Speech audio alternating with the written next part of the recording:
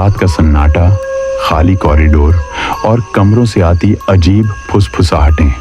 कहते हैं हर हॉस्टल में रह गई यादें कभी मिटती नहीं।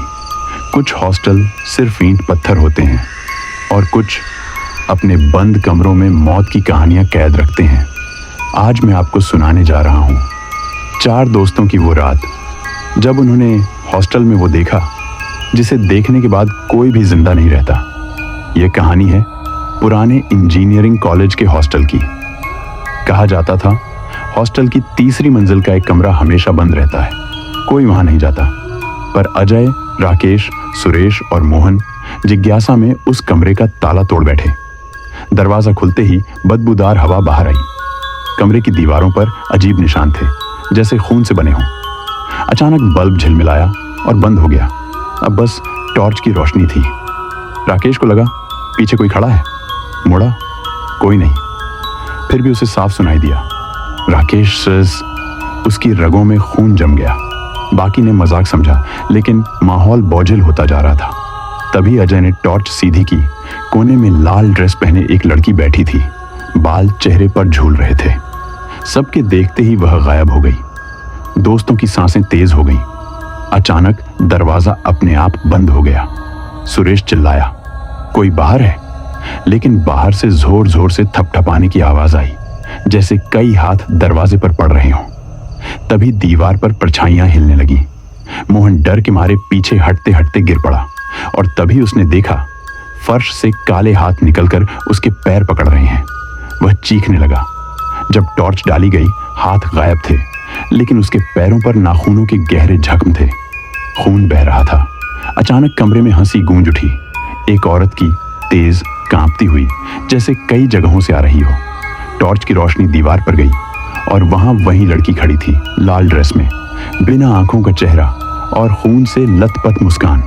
उसने हाथ उठाया। अजय की टॉर्च बुझ गई। अंधेरे में सिर्फ उसकी सफेद आंखें और दांत चमक रहे थे। फिर एक तीखी चीख गूंजी और सुरेश वहीं जमीन पर पड़ा रह गया, निर्जीव, खून से सना। बाकी 3 जान बचाकर भागे, पर हॉस्टल के कॉरिडोर बदल गए थे।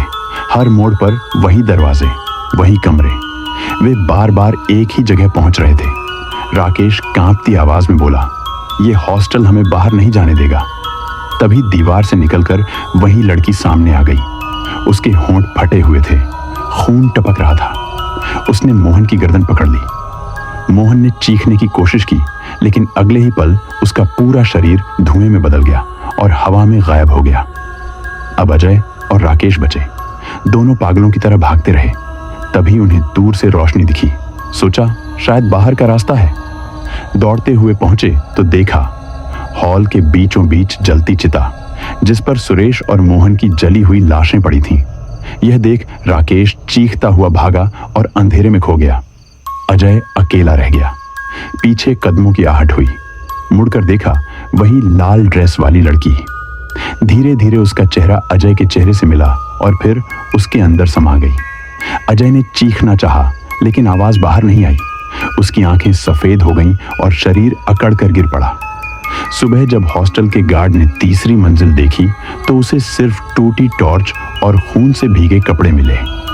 3 दोस्तों की लाशें थीं, लेकिन अजय कभी नहीं मिला। तब से कहते हैं रात को हॉस्टल में किसी के नाम पुकारने की आवाज गूंजती है।